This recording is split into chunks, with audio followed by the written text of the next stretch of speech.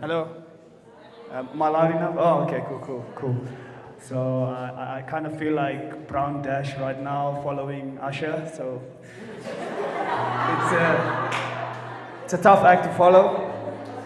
I think if I was in the audience, I would have left by now. But unfortunately, I'm giving a speech, so I kind of have to be here. So this is my story, or part of my story. Obviously, all of us have intricate stories, and hopefully it's can draw some lessons and maybe a few laughs.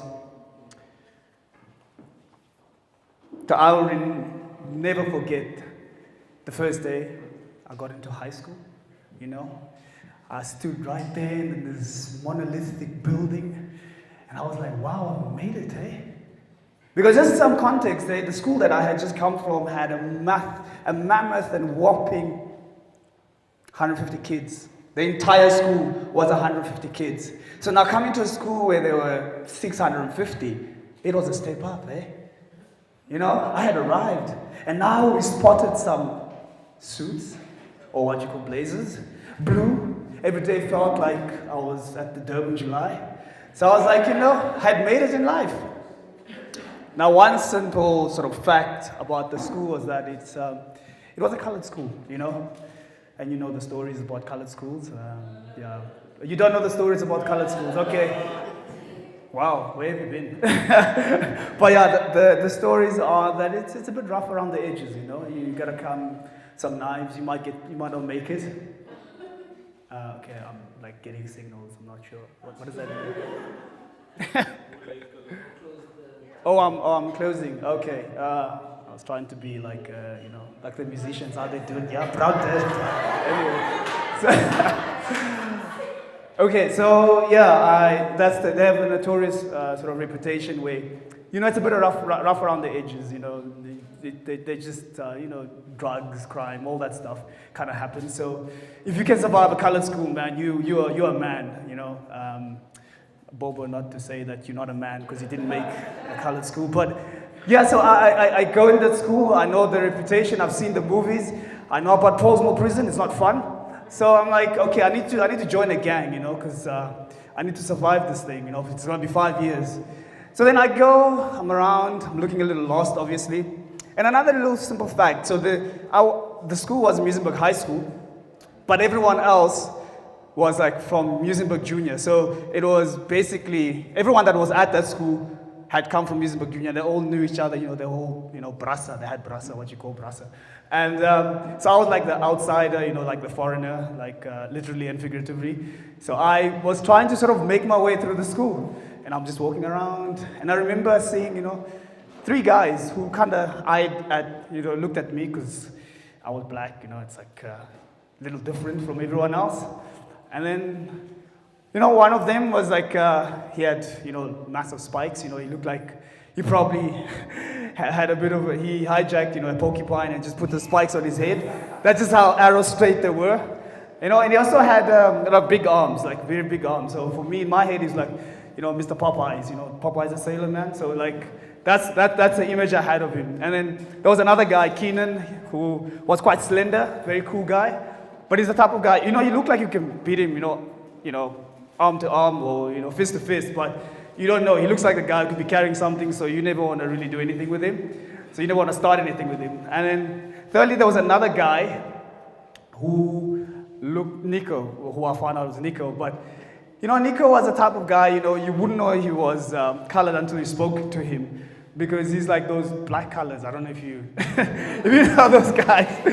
It's so dark in complexion. It was pretty much me, but like, it was only after speaking to him that I discovered that actually, he's the colored guy. So anyway, Mr. Popeyes just comes to me and he's like, "Hey, bro, do you wanna come love with us? You look a little lost." And I'm like, I'm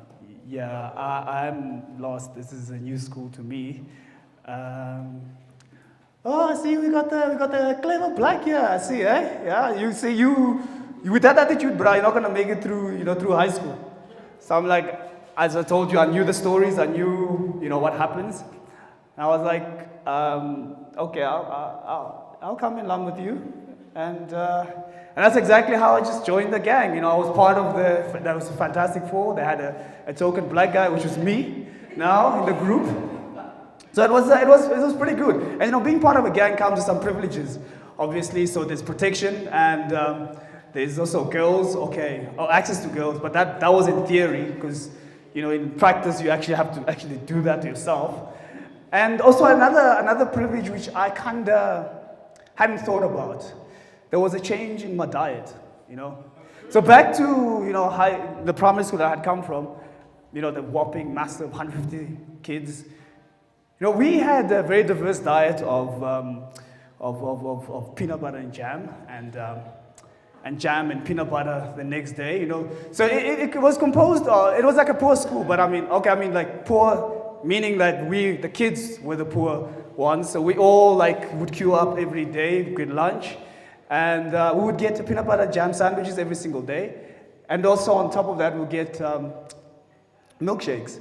So that was my life for a while. After a while, you really do get tired of peanut butter and jam. Coming every single day, I started feeling like a peanut. I probably was changing to look like a peanut, and at some point I'd gone tired of that. But then high school came, and you thought that was bad, but it actually became worse because now I went from peanut butter and jam to peanut butter and margarine, or just margarine on its own.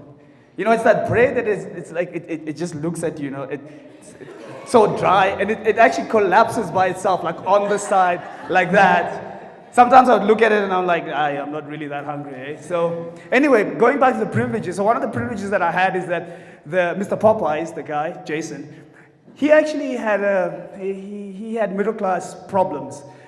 By that I mean he could say no to certain foods that he was given. We didn't have that. So he was like, but Ramatani keeps packing this thing, bruh, And I was like, he was referring to egg and mayo sandwich. And I'm like, what? Your mom, you don't like egg and mayo sandwich? And I was like, yeah, but this thing, but I would rather go buy Gatsby. So that was him. And then he asked me, okay, would you like this thing? And I was like, I had packed bread, but it was that bread that falls apart. So I was like, sure, why not, eh? And then that's it. From that day on, I accepted the challenge. And I used to take his egg and mayo sandwich, which his mom would regularly pack without him knowing, unwittingly. I don't know why he never told her that he didn't like it, but he just kept bringing it and I kept getting it. And some days I would honestly wake up hoping that, please, can your mom have packed the wrong lunchbox? Can you pack egg and mayo sandwich because I can live the good life? But at some point, his mom did the unthinkable and actually listened to him and stopped packing that. So my dream, basically, my middle class life just came to a grinding halt, and that was it. And then actually, at the same time, I was also going through another problem, by the name of Melissa Swartz. So I was like, during that time, I was excited. I was a teenager, and there was this girl, Melissa van Wyk. And, as you can hear from the name, that's not a typical black name. So Melissa van Wyk was this much taller than me, Afrikaans, blonde. And I was smitten, eh? I don't know what I liked about I know what I liked about her. I liked her calves, those things stood out, and especially during after winter, you could see when the girls usually wear skirts, you could actually see the calves. I think that was the moment I was like, okay, I need to get this girl. Given all my disadvantages that I've listed, height deficiencies, poverty, and I thought, but I was ambitious back then, I had hopes and dreams as a child, And then I was like, okay, I'm tired of this, this poverty life. If I'm gonna get this girl, I better make a plan, because I can't ask this girl out. She's clearly out of my league, and I'm reaching literally. And if we're gonna go to the movies, I can't get there and then ask her to pay for the movies. That's just not gonna be cool. So then I was like, okay, I need to make a plan. So at 15, I decided, okay, it's time to get work now. But at 15, there aren't many jobs for 15-year-olds. So I decided, okay, let me have a good chat with my dad, because at the time my dad was a CA, And I'm like, maybe I could get something from him, you know? You never know. Let's give it a shot. So I came to my dad, and I'm like, Dad, I have problems, and I know you don't give me money, you know, this African tradition, so I also want to be a CA like you. I need to solve my problems, and I know money is the solution. And my dad is like, are you sure? And I was like, yeah, I'm pretty desperate, eh? Like, there's this girl that I really like, and I want to take her out. And obviously, I also want to have a change in my diet, because I'm kind of tired of this life. And then he was like, okay, so you want to be a CA? Okay, cool. Yeah, you can join me. We can go next week Saturday, let's do some shopping. So I went shopping to buy my uniform, and got some black pants, got some black belts, some black shoes, and a white shirt, you know, and I was ready for this day. And I remember the first day, like, you decided to, you know, the first day of work. So I was like, okay, cool, I'm ready for this thing. Yeah. Okay, put on my black shirt, black shoes, black pants, black socks, black belt. I felt like many black playing in the background. I was ready, man. I was ready to make money. And then, yeah, we drove, got into our Renault 5. I don't know if you know that car. It's got blistering speed. Not really. So we got to work. It was quite a dingy looking place, you know. It was filled with black people, so you couldn't really see much, so, you know, teeth moving. So that was the sort of environment that I was in. And yeah, I know some of you are thinking, okay, what kind of CAs work in a dingy environment without air conditioning, beautiful lights? What I didn't explain is that CA is actually a customer assistant. And by customer assistant, I mean a parking attendant. That was my dad. My dad was a parking attendant. You didn't see that one coming?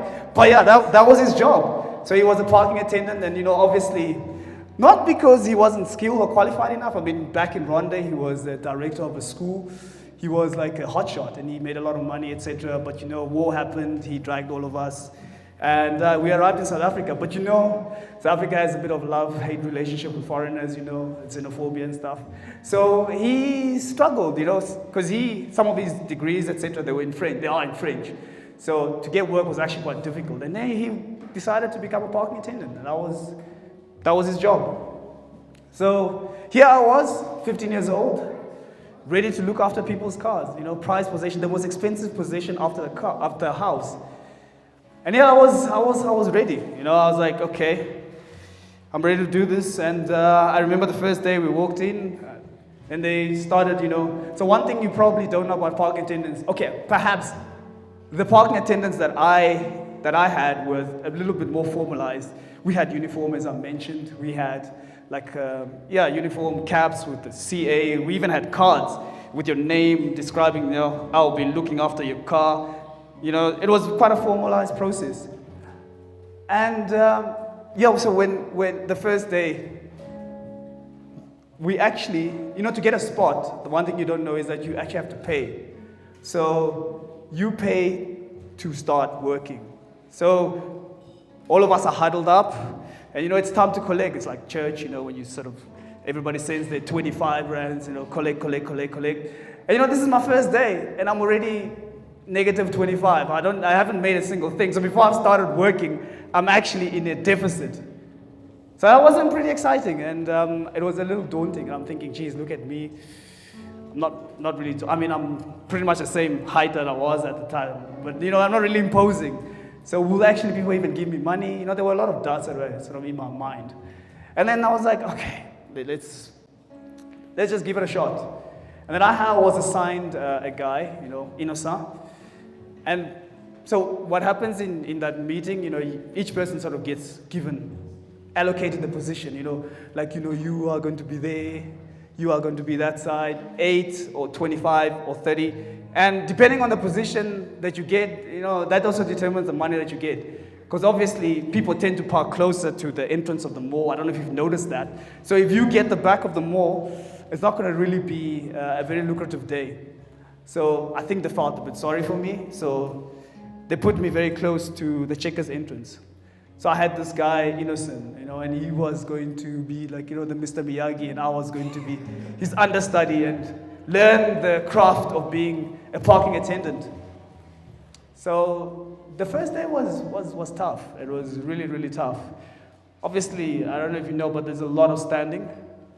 But that wasn't actually the most difficult part. I think the most difficult part is, the boredom that comes with the job. I don't know about you guys, but if you've seen parking attendants, it's just you. It's just you and cars. There isn't much room for conversation or, a smoke break, you can go with your friends or anything like that. There's none of those middle class, the sort of, the niceties of working in corporate don't exist in that environment. So the first thing is you start playing games with yourself because you are really bored and you start perhaps with okay, let's look at the number plates. You're like CA, what, then CA, so that means Cape Town. CX is Cape Town but somewhere else. Then you see a GP and that's basically, once you've covered all the sort of number plates, then you probably start okay, sedan, hatchback, van, sedan, hatchback, and then you continue doing that. And then after that, you start looking at the brand names, okay, BMW, Mercedes, nice. Another Mercedes, another one. Oh, it must be a lot of Indians or doctors here today. And after all of that, you actually realize the worst thing you can do is look at the time because it's always worse than what you had imagined. So, you look at the time and you're like, yo, only 10 minutes gone. And you have an entire day to still go. So that was one of the first challenges that I had. It's really, really, really excruciatingly boring. Another thing, obviously, is that it's shameful. Not shameful, but it's not like a gig you brag about. You're not gonna go to, hey, bro, I'm a parking attendant. It doesn't sound nice like a CA or doctor or something like that. So I used to be, paralyzed in my head, thinking, geez, what if Melissa van Wyk sees me pulling, I'm trying to impress this girl and I'm pulling out her dad. It's just not going to be cool. Imagine I go meet the dad and then, oh, this is my boyfriend. Oh, the parking attendant. It's just not cool. So I think that was the other massive challenge which I grappled with most of the time. And I think obviously the third challenge are the elements, eh? It's hot today. Now imagine if you're a CA, this is all a parking attendant, this is your life, you're outside. There's no chance to come in, there's no air conditioning. None of those beautiful things that we all take for granted when we work in office jobs. And that's basically your life. And obviously I mentioned the fatigue that comes with it. And I remember, the first day I was absolutely knackered. Eh? It's it was messed up. I remember going home and I didn't even say hi to my mom. I just went home and straight to bed because I was in agonizing pain. And I started having lower back problems. I was 15, imagine 15 and having lower back problems. It's tough, man. So that was me at the time. And actually, after a while, you start getting a little bit used to the job. It's still terrible. There's no glamorizing it. It's not a nice job. So I learned, the art of, who to approach more. Believe it or not, people with nice cars aren't the biggest tippers. It's people actually with cars that look like they're about to break, Those are the people, I think it's because they value their car, because they know it could be sort of broken into any time. So they're hey, they see their car, oh, thank goodness, it's still here, so I must tip this guy. So that's one thing I learned. And another thing I learned, obviously, depends on the mood of people. You're at the mercy of people. It's unpredictable. Because, you could come in and people are just angry. Maybe Zuma fired somebody. Particularly white people, they'll be affected because, they have investments and stuff. So you might be at the mercy of how the people are feeling that day. Maybe they're happy, maybe they're sad. And especially even around Christmas, seasons actually matter, like Christmas. Christmas time, at least you would know, something will be coming. But after that, geez, it's bad. And so that was my life for about 4 years in high school. So, I had upgraded my lifestyle. I did manage to eat some bread with mayo now, because I obviously was making a bit of money. And if all of you are wondering, I did get Melissa van Wyk. Yeah. We dated for We dated for a very long 3 months, which is it's like in high school, that's an eternity. Like really, like I put that on my CV because and only broke up because she actually moved to another school. So it wasn't because my game wasn't good. So I think those are the things that that job itself, those little experiences taught me a lot. That if you have challenges, and just go out there and work, eh? Like, it's not that difficult. I mean, it's not that hard. Just if you have a goal, you literally go and do it. And don't be afraid to humble yourself. That's the biggest thing. Because that's as humbling as you get, being a parking attendant. And through that, I've worked my way up through life. Last year was my 30th birthday. And, I celebrated it. I was on top of the Marina Bay Sands Hotel, dining like a boss in Singapore. So, and that's literally how you can go from a parking attendant to basically celebrating the best years of your life in a foreign country. And I think that's the belief that I sometimes have, and sometimes my story is a little bit inspirational to a lot of people because, if you really put your mind to it, you can do anything. And I think, that's my story for now.